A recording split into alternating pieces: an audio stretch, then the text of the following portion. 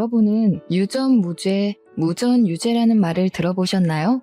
아마 영화나 뉴스를 통해서 한 번쯤은 다들 들어보셨으리라 생각되는데요. 그래도 간단히 설명해드리면 돈이 있는 사람은 죄가 없고 돈이 없는 사람은 죄가 있다는 말로 똑같은 죄를 짓고도 돈이나 계급에 따라 다른 처벌을 받는다는 의미입니다. 너무 불평등하고 부당해서 절대 이런 일이 있으면 안 되겠다 여기지만 최근에 유전무죄, 무전유죄를 절실히 느낀 사건이 있어서 이렇게 사연을 보냅니다. 저는 30대 후반의 변호사입니다. 제 남편도 변호사이고 도련님도 변호사이고 시아버지는 판사님이세요. 즉, 저와 제 시댁은 모두 법조인이랍니다. 먼저 저의 사연을 말씀드리기에 앞서 제가 변호사가 된 계기부터 이야기해볼까 해요. 사실 저는 어릴 때 변호사라는 꿈을 가진 적이 없었습니다.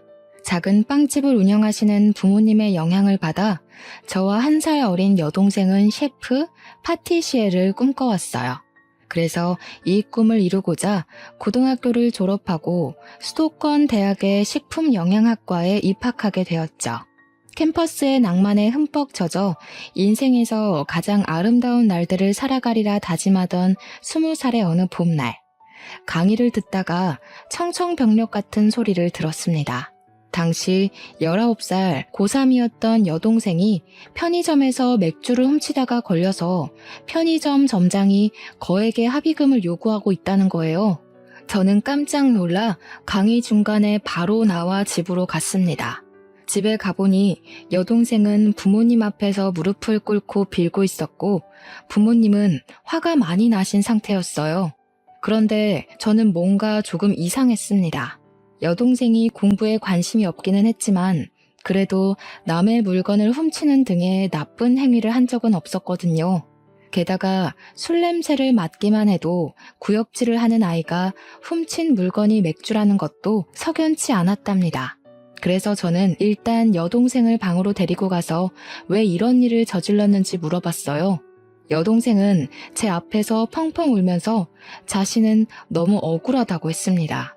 무슨 일이 있었냐고 물으니 사실 고등학교 1학년 때부터 학교에서 소위 일진이라고 불리는 아이들이 여동생을 계속 괴롭혔대요.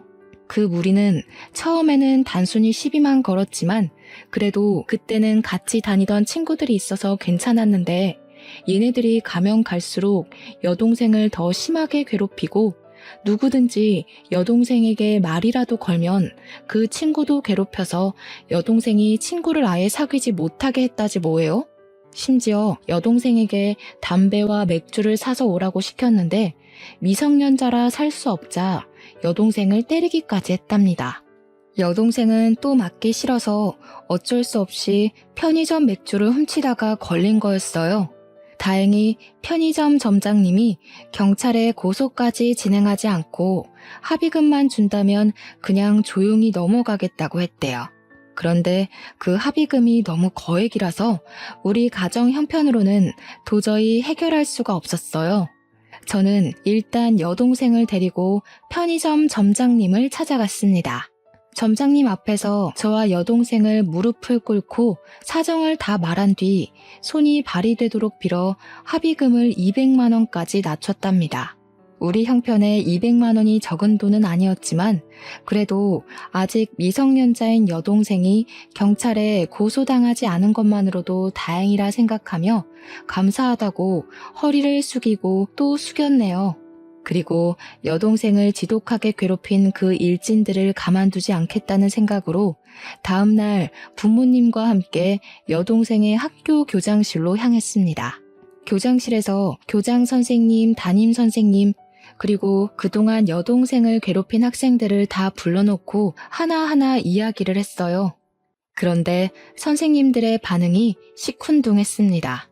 알고 보니 이 일진들은 다들 경찰, 변호사, 대형 병원 의사 등 잘 사는 집안의 딸들이었고 학교에 기부도 정말 많이 했더라고요.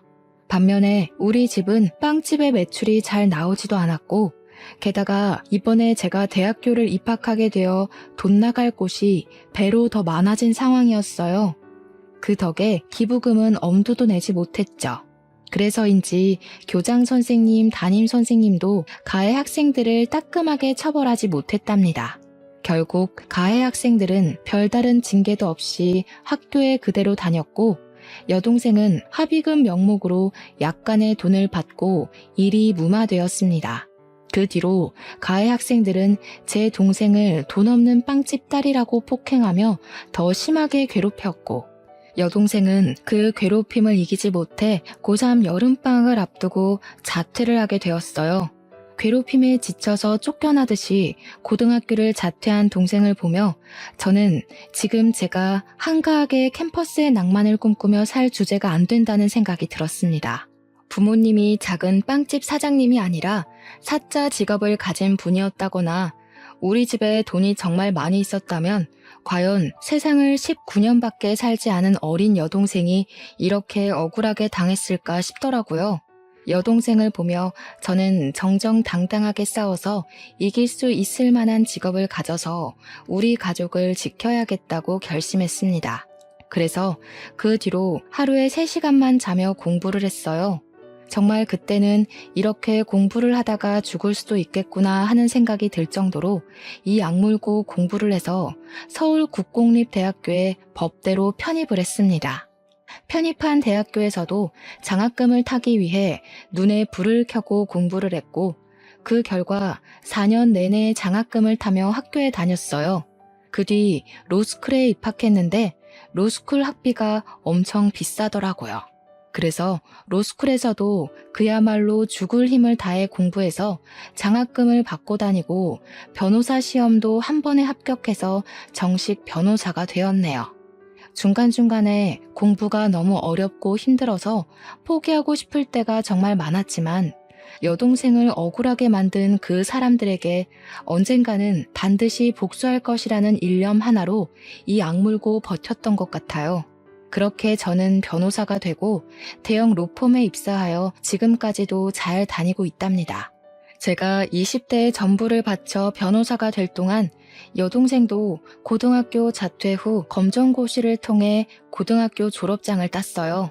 그 뒤 친척이 운영하는 제법 큰 레스토랑에 취업해서 일하며 한식, 중식, 일식, 양식 조리사 자격증을 취득했답니다.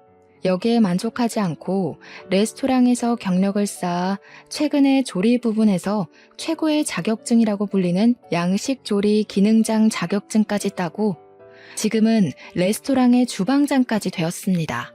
이렇게 저와 여동생은 과거의 아픔을 발판 삼아 성공하기 위해 악바리처럼 살았어요. 저는 경주마처럼 옆을 보지 않고 성공과 복수만을 위한 삶을 살았죠. 이렇게 앞만 보며 달려오던 어느 날 제가 근무하는 로펌에 새로운 변호사가 왔어요. 나이는 저보다 4살이 많았고 이름은 김지훈이었는데 원래는 개인 변호사 사무실에서 일하다가 실력을 인정받아 스카웃되어 왔더라고요.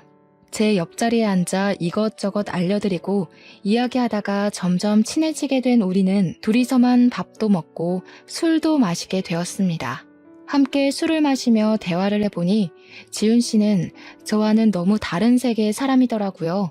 저는 남들이 보기에 부족해 보이지 않으려고 앞만 보고 쉴 새 없이 달려와 변호사가 되었지만 지훈 씨는 넉넉한 집안에서 아무 고민 걱정 없이 공부에만 열중하며 살아왔어요.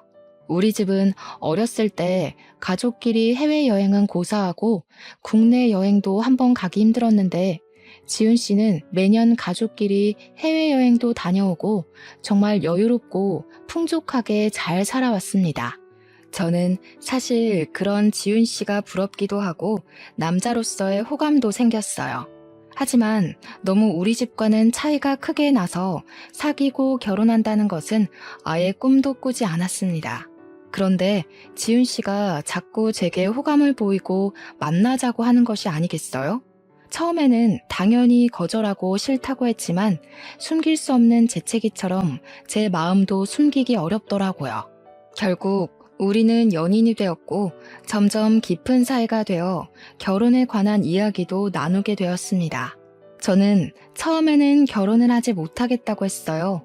잘 사는 남자 집안과 평범하디 평범한 여자 집안의 결혼은 솔직히 쉽지 않잖아요. 이렇게 좋은 사람인데 상처를 주고받으며 남보다도 못한 사이가 되기는 싫었거든요. 하지만 지훈 씨는 나에게 자꾸 결혼하고 싶다는 뜻을 내비쳤고 저는 어쩔 수 없이 우리 집 사정에 관해서 얘기했습니다. 저는 우리 집이 잘 살지 못하니 예단이며 혼수도 원하는 만큼 준비하지 못할 것이고 우리 친정에서 결혼에 대한 지원은 한 푼도 없을 것이라고 했죠. 지은 씨는 그게 뭐 어떠냐고 하며 집안이나 배경이 아닌 저 자체가 좋아 결혼하고 싶다고 하더라고요. 그리고 바로 지은 씨는 우리 집으로 가서 친정 부모님께 정식으로 인사를 드렸습니다. 부모님은 저와 지훈 씨가 서로 좋다면 결혼에 반대하지는 않겠지만 집안 형편이 차이가 너무 나서 저를 좋아하실지 모르겠다고 걱정하셨어요.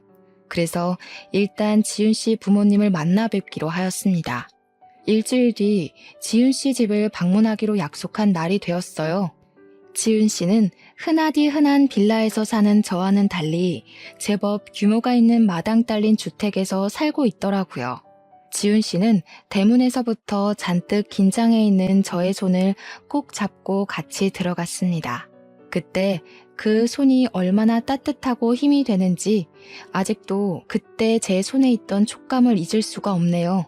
집에 들어가니 시부모님이 아주 인자한 미소를 지으시며 저를 반겨주셨어요.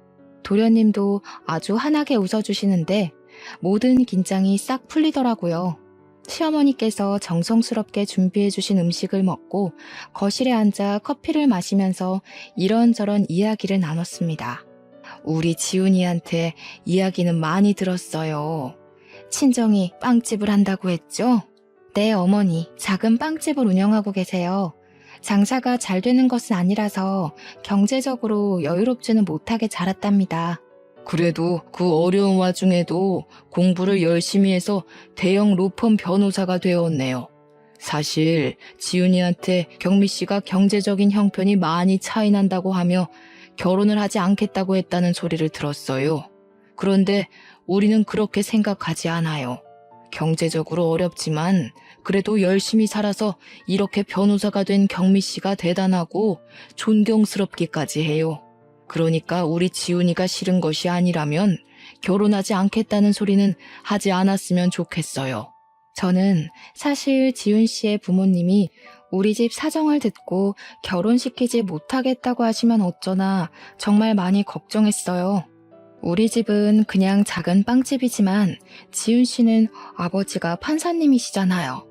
그런데 저의 지난 과거를 높이 칭찬해 주시며 제게 존경스럽다고까지 하시는데 눈물이 다 나더라고요.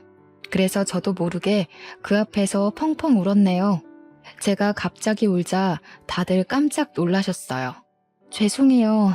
사실 그동안 정말 힘들게 살아왔고 지훈 씨는 너무 잘 살아서 둘이 결혼한다는 것은 언감생심이라고 생각했습니다. 오늘 이 자리에 오면서도 제가 감히 부모님을 만나 뵈어도 되나 두렵고 떨리는 마음으로 왔어요. 그런데 이렇게 부족한 저를 따뜻하게 맞이해 주시고 저를 좋게 봐주셔서 정말 몸둘 바를 모르겠어요. 너무 감사합니다. 지훈 씨는 우는 저에게 휴지를 건네주고 시어머니는 우는 저를 꼭 안아주며 그동안 정말 고생 많았다고 했습니다. 그러면서 아들만 있는 시어머니의 딸이 되어달라고 하셨어요. 저는 눈물을 흘리며 알겠다고 했고 지훈 씨와 결혼을 약속했습니다. 그날 이후 우리의 결혼 준비는 아주 빠르게 진행되었어요. 예물, 예단, 혼수 다 필요 없다고 하시고 사무실 근처에 좋은 집도 마련해 주셨습니다. 그렇게 우리는 싸움 한 번 없이 결혼까지 하게 되었답니다. 결혼 후 남편과 행복하게 살고 있던 어느 날이었어요. 도련님이 결혼하고 싶은 여자가 생겼다며 시부모님께 정식으로 인사드리기 전에 저희 부부에게 먼저 소개하고 싶다는 거예요. 그래서 우리는 여동생이 근무하고 있는 레스토랑에서 보기로 약속을 정했습니다.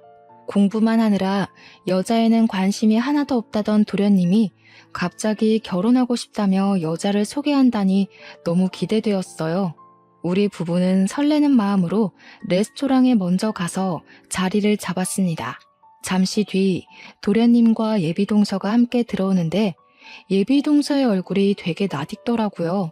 그냥 누구와 닮은 정도가 아니라 분명히 어디서 본 얼굴인데 전혀 기억이 나지 않았습니다. 궁금한 마음을 뒤로 하고 일단 예비동서와 간단히 인사를 나눈 후 자리에 앉아 음식이 나오기 전까지 대화를 나눴어요. 저의 예비동서 이름은 최수진이고 얼굴이 참 예쁘고 말도 잘했답니다. 게다가 집안도 꽤 부유했고 아버지는 경찰 간부이셨죠. 얼굴, 집안, 말투 다 좋았는데 무엇보다 더 좋아 보였던 것은 예비동서가 도련님을 정말 사랑하는 것 같습니다. 정말 눈에서 꿀이 뚝뚝 떨어진다는 것이 이런 거구나 싶을 정도로 도련님을 사랑스럽게 보더라고요. 도련님 역시 그런 예비동서를 보며 그저 해맑게 웃었습니다. 저와 남편은 행복에 겨운 두 사람을 보며 생전 여자는 모를 것 같던 도련님이 정말 여자를 잘 만났다고 생각했죠. 음식이 나오고 같이 이런저런 이야기를 하며 밥을 먹다가 예비동서가 회사에서 전화가 왔다며 나가서 꽤 오랫동안 오지 않았습니다. 예비동서가 자리에 없을 동안 저도 잠시 화장실을 갔다가 다시 자리로 돌아오는데 레스토랑 구석에서 예비동서와 제 여동생이 인사를 하고 있더라고요. 그런데 반가워하며 웃는 예비동서와는 다르게 제 여동생은 표정이 매우 좋지 않았어요. 어깨를 잔뜩 움츠린 것을 보니 겁을 먹은 것 같았죠.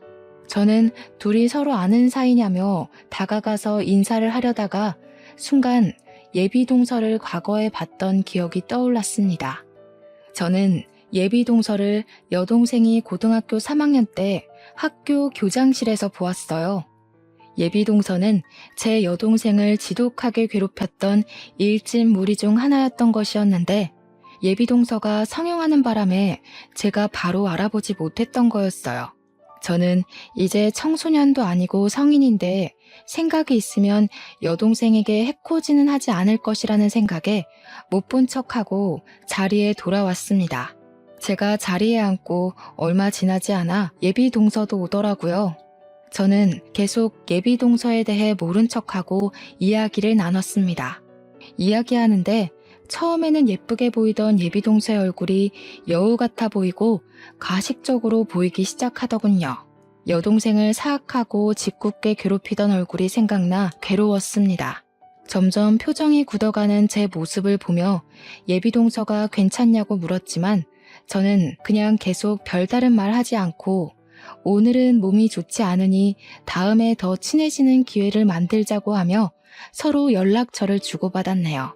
예비동서는 제게 언니라고 불러도 되냐고 하며 여기 음식이 맛있으니 다음에 다시 와서 자신이 음식을 산다고 하며 헤어졌어요.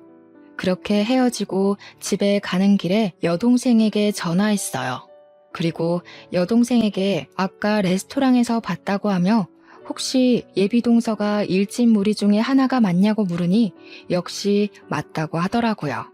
저는 착하고 순진한 도련님이 그런 나쁜 여자와 결혼하게 둘 수는 없어서 남편에게 이 모든 사실을 이야기했습니다. 그날 밤 남편은 도련님을 따로 다시 만나서 모든 사실을 이야기했어요. 도련님은 남편의 말을 다 듣고도 너무 착하고 여린 사람인데 그럴 리가 없다면서 저와 여동생이 오해한 것이라고 말을 했대요. 저는 어떻게든 이 결혼을 뜯어 말리고 싶었습니다.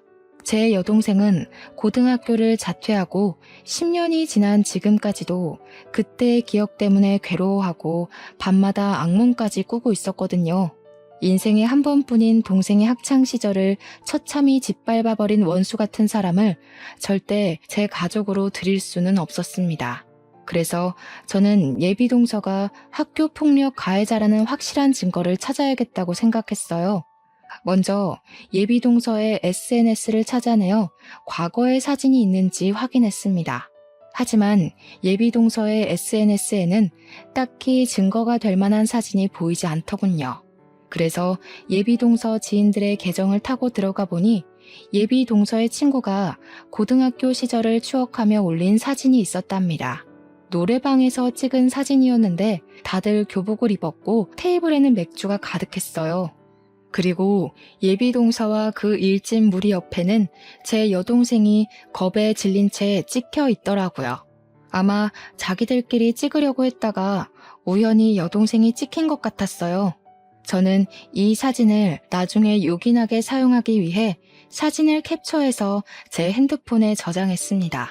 다음날 저는 예비동서에게 연락해서 이렇게 가족이 된 것도 인연인데 여자들끼리 따로 만나서 맛있는 음식 먹자고 했어요.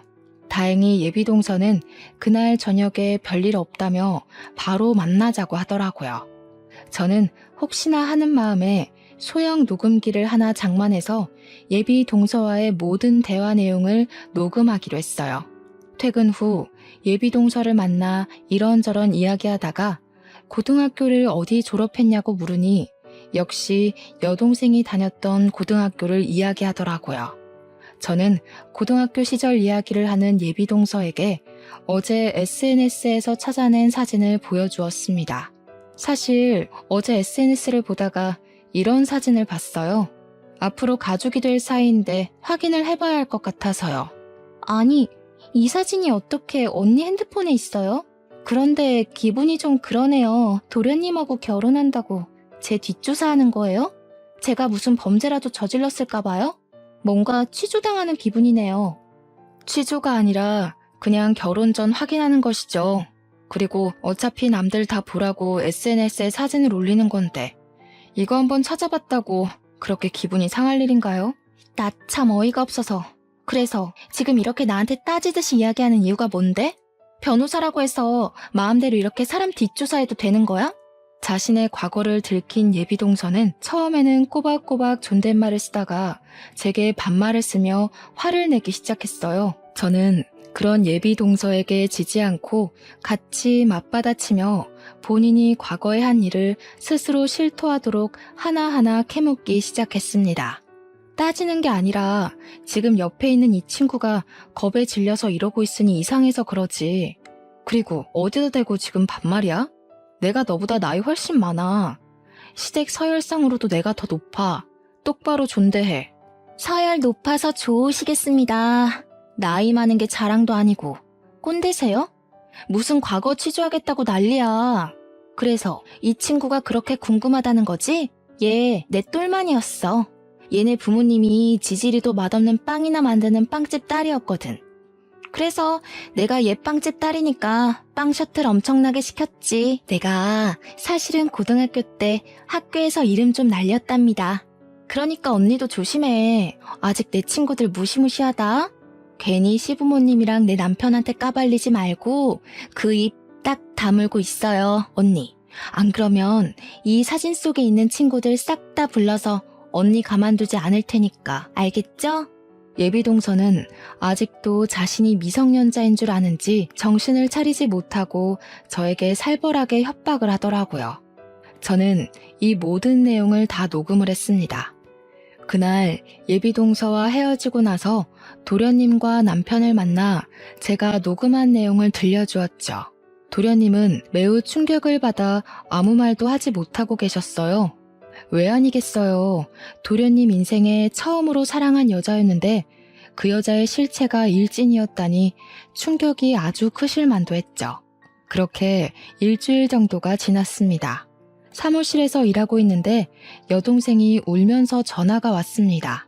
예비동서가 그때 자신을 괴롭혔던 일진 무리와 함께 레스토랑으로 찾아왔다는 거예요. 식당에 와서 자신이 결혼하니 돈을 달라고 협박하고 돈이 없다고 하자 단체로 폭행을 했다는 거 있죠. 왜 가만히 맞고만 있었냐고 하니 여동생은 고등학교 시절에 너무 호되게 당해서 얼굴만 봐도 너무 무섭다는 거예요. 그래서 제가 그럼 차라리 숨어있지 그랬냐고 했는데 그렇지 않아도 일진 무리가 레스토랑에 온 것을 보고 주방에서 나오지 않고 있다가 2시간 정도 후에 당연히 갔을 줄 알고 음식물 쓰레기를 버리러 뒷문으로 나갔대요. 그런데 하필이면 그 뒷문 쪽에 예비동서와 일진 무리가 있었다지 뭐예요? 여동생은 혼자였고 예비동서는 무리지어 있었으니 속수무책으로 당했다고 하더라고요. 저는 너무 화가 나서 바로 고소를 하려다가 도련님과 시부모님에게 확실히 예비 동서의 실체를 알려주기로 했어요. 일단 정확한 증거 확보를 위해 동생이 폭행당한 곳으로 갔어요. 다행히 동생이 폭행당한 장소에 레스토랑에 CCTV가 있었고 근처에 주차된 자동차도 있더라고요. 바로 레스토랑의 사장님인 사촌에게 부탁해서 CCTV와 자동차 블랙박스 영상을 확보했습니다. CCTV와 블랙박스를 보니 아주 가관이더라고요. 이 영상만 보아도 특수폭행죄로 실형을 살 수 있는 상황이었습니다. 이렇게 모든 증거를 확보 후 여동생을 데리고 병원에 가보니 전치 2주가 나왔어요.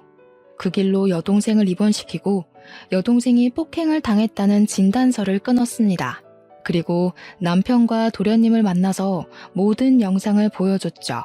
도련님은 이 영상을 보고 예비 동서와 절대 결혼해서는 안 되겠다고 하며 제가 하자는 대로 하겠다고 하더라고요. 일단 이 영상은 좀 더 나중에 시부모님께 보여드리기로 하고 도련님께는 예비 동서가 여동생 앞에서 진심으로 사과하는 모습을 보고 싶으니 아직은 모른 척하고 조금만 더 만나달라고 부탁했네요. 2주일 후 동생이 퇴원하고 며칠 더 쉬었다가 레스토랑으로 복귀를 했습니다. 저는 동생의 레스토랑 복귀와 동시에 시부모님, 우리 부부, 도련님과 예비 동서까지 다 같이 만날 자리를 마련했어요. 당연히 장소는 여동생의 레스토랑이고요. 시부모님은 드디어 둘째 며느리를 보는 거냐며 너무 기대하고 계셨습니다. 그런 모습을 보니 죄송스러웠지만 그래도 제 여동생이 10년 전에 당한 내용을 아시게 되면 이 정도는 이해해 주시리라 믿었네요. 드디어 예비 동서의 실체가 낱낱이 드러날 날이 되었어요. 저와 시댁 식구들, 그리고 예비 동서까지 한자리에 모였죠. 예비 동서는 시부모님을 뵌다고 단아하게 보이고 싶어서인지 얌전해 보이는 새하얀 원피스를 입고 왔더라고요. 모두가 자리에 앉아 음식 주문을 하니 여동생이 식전 수프를 직접 들고 저희 테이블로 왔어요. 저와 여동생, 그리고 남편과 도련님은 미리 계획한 대로 여동생에 대해 모른 척하고 앉아 있었답니다. 어머, 너 진미 아니니? 나 수진이야. 너 고등학교 동창. 기억나지? 그럼 기억하지. 내가 널 어떻게 잊겠니? 여기는 무슨 일로 온 거야? 아, 저번에 결혼한다더니 예비시댁과 식사하러 온 거야? 응. 근데 너는 아직 홀서빙이나 하고 있니? 이런 홀서빙은 20대 초반 때 취미 삼아 하는 거지. 지금은 30대인데 이제는 제대로 된 직장을 구해야 하지 않겠어? 그래도 고등학교 때 맨날 붙어 다니던 친구였는데 네가 이러는 모습 보니까 걱정된다 얘. 이렇게 돈 모아서 결혼이나 할 수 있겠니? 그러게 나는 언제 돈을 모아서 너처럼 결혼하려는지 모르겠네. 하긴 너희 집이 좀 힘들긴 했지. 너희 부모님 아직도 그 조그만 빵집 하시니? 네가 고등학교 때 빵 많이 가져오고 그랬는데. 그런데 뭐 빵집 장사로 돈을 얼마나 버시면 버시겠어. 너도 참 사정 딱하다. 이렇게 열심히 사는데 여전히 힘들고 말이야.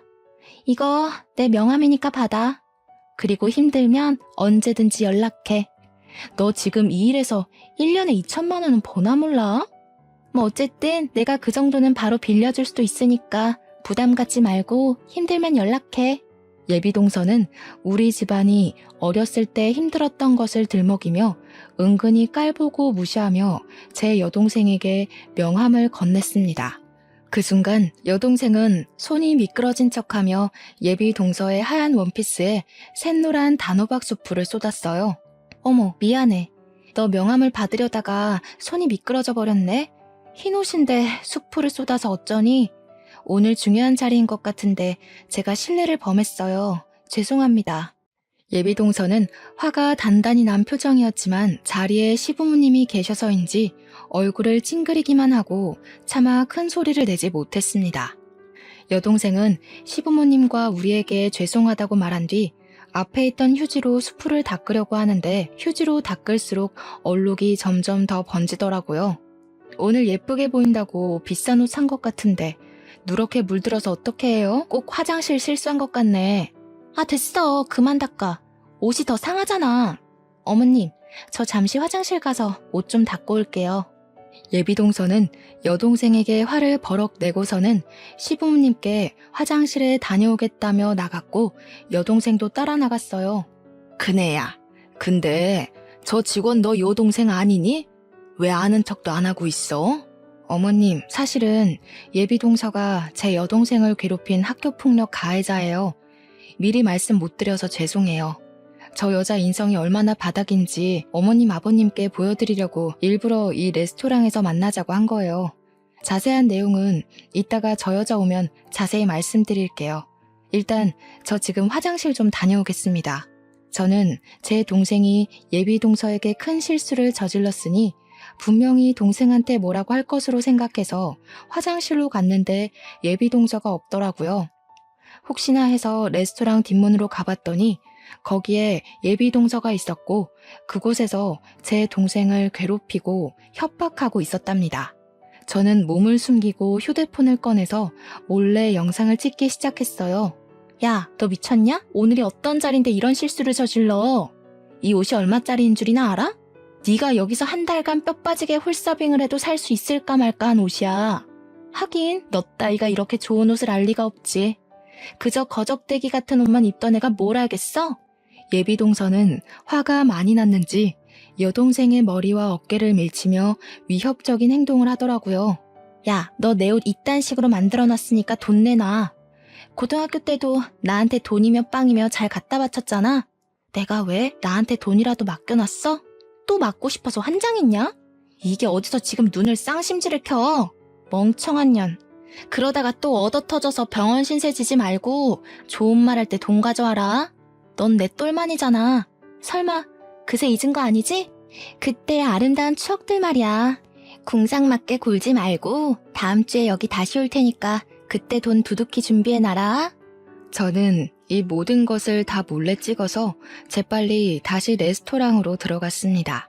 제가 자리에 앉고 얼마 지나지 않아 예비동서도 들어오더라고요. 흰옷에 얼룩져서 잘 지지가 않았네. 어쩌면 좋아? 근데 말이야, 아까 그 친구한테 언니 하나 있지 않아? 그걸 언니가 어떻게 아세요? 그 친구의 언니가 바로 나거든. 그래서 나는 네가 고등학교 때 그 친구에게 무슨 짓을 벌였는지 다 알고 있었단다. 어머님, 아버님, 사실 여기 앉아있는 예비동서는 제 여동생을 자퇴까지 시킨 악랄한 범죄자예요. 저의 폭탄 발언에 예비동서는 당황한 표정을 지으며 도련님과 시부모님의 눈치를 보더라고요. 하지만 그것도 잠시 바로 자신의 표정을 숨기고 여유 있는 척을 하며 바로 말을 이어갔습니다. 아, 어디서 많이 뵀다 했더니 진미 언니셨어요? 언니 성함이 경미라는 것을 듣고도 왜 그때 몰랐을까? 언니 반가워요. 근데 그래봤자 10년 전 이야기이고 철없는 고등학교 시절 친구들과 장난친 것뿐인데 그거 가지고 너무 진지하게 그러시네. 솔직히 언니도 고등학교 시절 때 친구들이랑 장난치고 그러지 않았어요? 저는 그냥 장난을 친 건데 언니 동생 진미가 멘탈이 워낙 약해서 그렇게 자퇴한 거를 왜 제 탓을 하세요? 그렇게 따지면 저도 참 억울합니다. 과연 그냥 장난이었을까? 그럼 방금 레스토랑 뒷문에서는? 그것도 설마 장난친 거니? 뒷문이요? 전 그냥 화장실 가서 언니 동생이 제 옷에 쏟은 수프 닦고 왔는데요. 네가 화장실만 가서 수프만 닦고 왔다고? 내가 이 두 눈으로 똑똑히 본 게 있는데? 어머니 아버지 놀라지 마세요. 방금도 레스토랑 뒷문에서 제 여동생을 협박하고 있더라고요. 제 말이 믿기지 않으시면 제가 방금 찍은 영상 보여드릴게요. 저는 제가 찍은 영상을 시부모님께 보여드렸습니다. 영상을 보니 얼굴은 잘 나왔는데 자동차가 지나가는 소리 때문에 대화한 내용은 잘 들리지 않더라고요. 하지만 예비동서가 동생의 얼굴과 어깨를 밀치는 장면은 확실히 찍혀 있었고 누가 봐도 예비동서가 여동생을 협박하는 것으로 보였죠. 이 영상을 보신 시부모님께서는 깜짝 놀라셨습니다. 아니, 어떻게 사람이 이렇게 앞과 뒤가 다를 수가 있니? 게다가 학교폭력이라니. 법조인 집안에서 학교폭력 가해자를 며느리로 들일 수는 없다. 너네 아버지가 경찰 간부라 그래서 좋은 집안인 줄 알았는데 아주 형편없는 집안이었구나. 아버님, 오해세요. 아까는 진미가 자꾸 저한테 미안하다고 돈을 준다고 해서 그런 거예요. 친구 사이인데 이런 일로 돈을 받기 좀 그렇잖아요. 사실 진미가 학교 다닐 때 집안 형편도 어려운데 제게 자꾸 돈이며 먹을 것을 가져다 줘서 이번에도 그럴까봐 일부러 세게 행동한 거예요. 그리고 저는 맹세코 진미를 고등학교 때 괴롭힌 적이 없어요. 오히려 진미가 친구들에게 당하고 있어서 제가 도와줬어요. 제발 믿어주세요.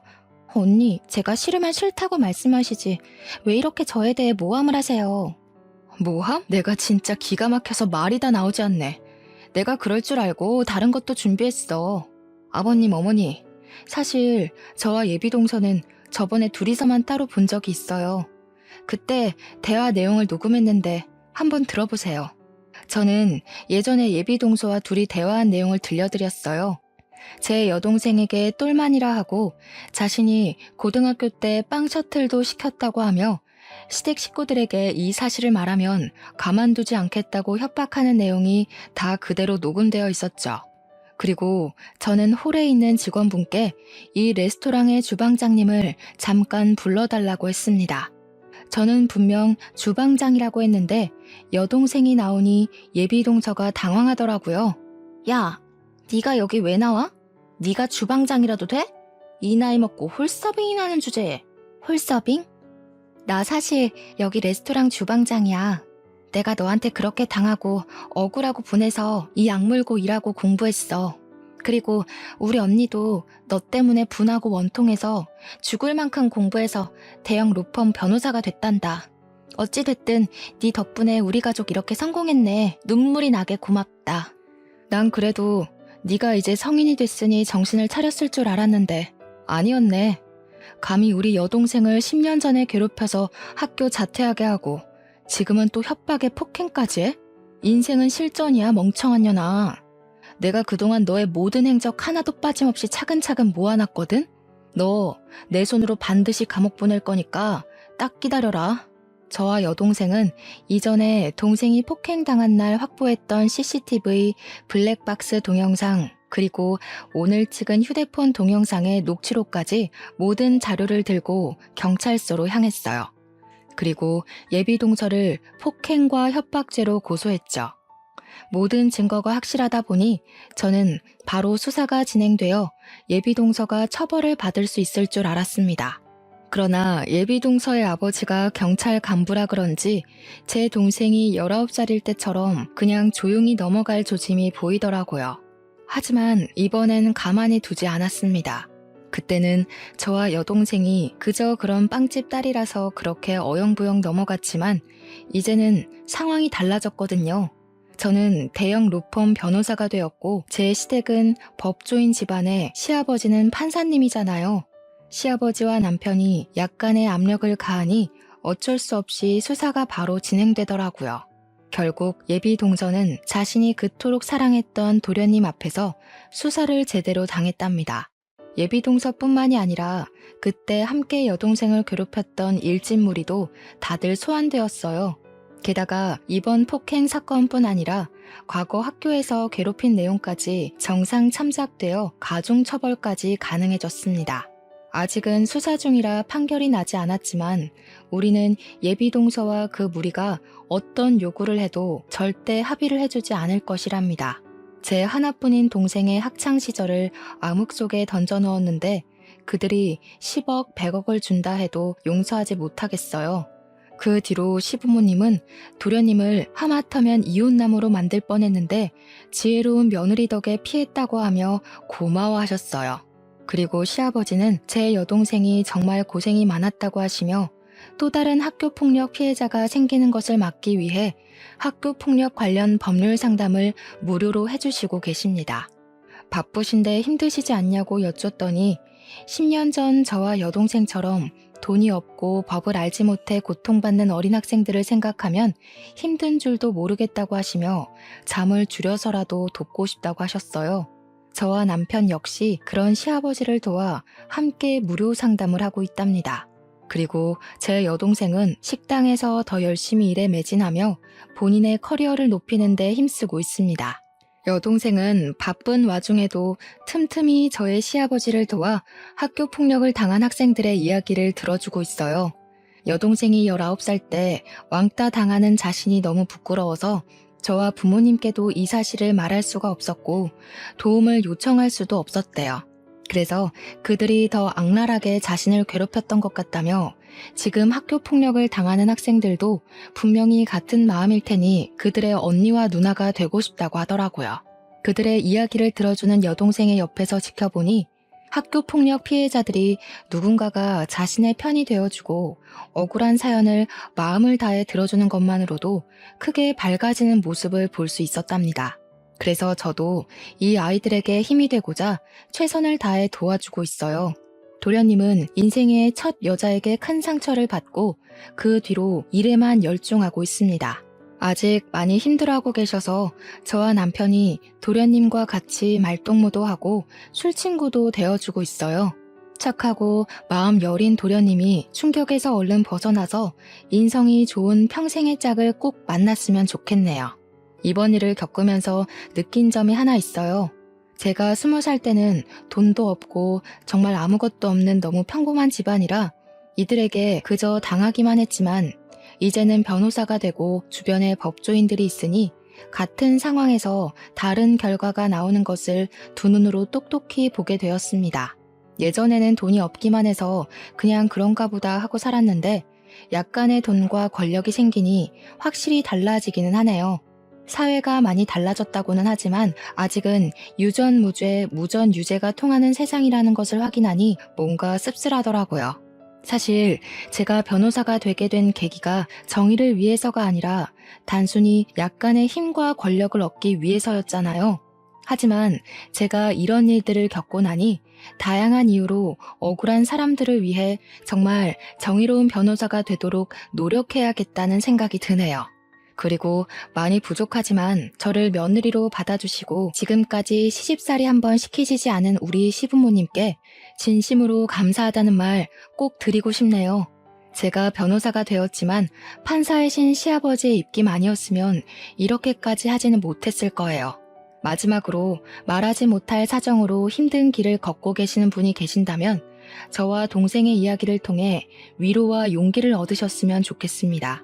저 역시 힘든 분들에게 힘이 되는 변호사가 되고자 노력하겠습니다. 저의 이야기 들어주셔서 감사합니다.